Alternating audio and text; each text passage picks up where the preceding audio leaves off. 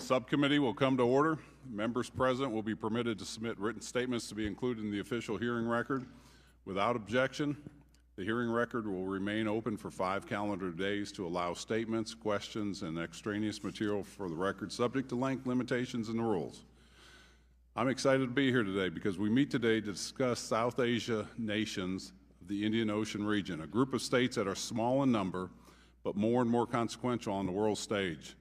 Bangladesh, India, the Maldives, Nepal, Sri Lanka are also becoming more central to the U.S. foreign policy and national security. These nations collectively include over 1.5 billion residents, about a fifth of the world's population. The Trump administration has taken a holistic view of Asia understanding, and the Western Pacific and the Indian Ocean are deeply interconnected. President Trump, Secretary Pompeo, and Administrator Green have all championed the free and open Indo-Pacific strategy, which places an increased emphasis on South Asia. The United States is putting forward a very different proposal for the region, one that would protect freedom and openness instead of relying on bribery and predation. Our diplomats need to be creative, effective, and properly resourced. Apart from these important regional strategic considerations, South Asia presents a diverse spread of intractable other foreign policy challenges. In the last year, 700,000 plus Rohingya have fled ethnic cleansing in Burma to seek refuge in Bangladesh. Bangladesh is still a developing country in its own right, is still struggling to support a massive population of refugees which are constantly at risk from monsoon floods, health crises, and other disasters.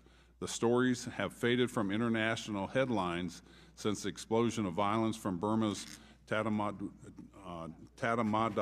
last August, but the Rohingya crisis remains one of the world's most urgent humanitarian emergencies. Bangladesh faces a host of other challenges: militancy, extrajudicial killings, and a troubled electoral season, to name just a few. It's headed for an election, but remains and is subject of intense Chinese influence in recent years and is struggling to address its development needs while determining its political future in places in the region. As the Indian Ocean becomes more central to U.S. foreign policy, our diplomatic and development efforts must address all these challenges and many, many more. The South Asian region has the demographic potential to transform the world, but presents equally intractable problems. The administration should be commended for recognizing the region's importance, but we must follow through, so it is essential that the U.S. engagement is properly targeted and resourced. I thank the witnesses for joining us today to discuss how the administration plans to allocate resources among our critical regions in the South Asia region. And I now turn to our ranking member, Mr. Brad Sherman of California. Today's hearing covers India, Bangladesh, Sri Lanka, Nepal, and the Maldives. In the past 4 years, our annual foreign aid to these countries has averaged $400 million. The President proposes that we cut this to $219 million. With Bangladesh, we have more needs to be done on accountability for human rights and the human rights violations and democracy and economic needs in Bangladesh. We are thankful to be joined today by 2 repeat customers. Appreciate you coming back. The Honorable Alice G. Wells, Principal Deputy Assistant Secretary to the Bureau of South and Central Asian Affairs at the U.S. Department of State. Thank you for coming back. Ms. Gloria Steele, Senior Deputy Assistant Administrator for the Bureau of Asia and the U.S. Agency for International Development, otherwise known as USAID. Question next will go to Mr. Scott Perry from Pennsylvania. Thank you, Mr. Chairman. Thank you, lady, for being here and for your testimony and your service. Ms. Steele, I'm particularly interested in Bangladesh and the way you characterized it. I mean, and I don't know, you used a metaphor which escapes me at the moment regarding kind of like going through school, right? For some of these countries, like they're progressing on their way, right? And I don't, but because what I wrote down is, do any of them ever graduate? Is my question. Do any of them ever graduate from this progression towards where the United States hope hope they'll be. And we hope they do. I'm just asking if we have any of those success stories where at some point we're just good friends with those folks and they're good friends with us and they do their thing and we do ours and we buy stuff from them and sell stuff and everybody's happy. Do we to that point anywhere in this area of the world? I use the term journey self-reliant. Yes, there you go. Even though they're on a journey, and even though they're progressing, they're far from where they will eventually be. So it's not like we're going to help them this far, and then when they complete that portion, we're out. We're going to.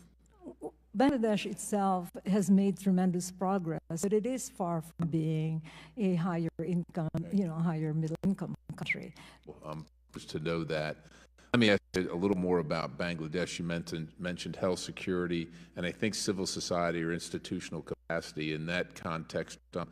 And the other things that you mentioned, it seems to me one of the biggest things that we can assist with or advocate for is free and open democratic elections there. And I just wonder where we stand with that and where that is on the list of priorities. It is a high priority. In fact, among the countries in South Asia, we have allocated the biggest amount for democracy and governance programs.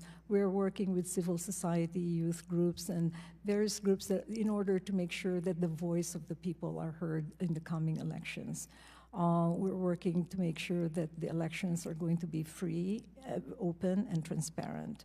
And we have been working with them for several months now, in fact, over a year, which is what is necessary. We can't just work on the day of or after. Well, we're very interested in Congress to see the outcome of that, and I just wanted to impress upon that fact upon you. Ambassador, I see that you want to add some. No, it's very much part of our political dialogue. The last elections were not contested by the major opposition party, and that detracts, from the strength of the government. And when I met today with the foreign minister of Bangladesh, I reiterated what our ambassador, Ambassador Bernakat in Dhaka, has been underscoring privately and publicly, the need for a contested and fair election. Okay. No, it's very much part of our political dialogue. The last elections were not contested by the major opposition party, and that detracts from the strength of the government. And when I met today with the foreign minister of Bangladesh, I reiterated what our ambassador, Ambassador Bernakat in Dhaka, has been underscoring privately and publicly, the need for a contested and fair election.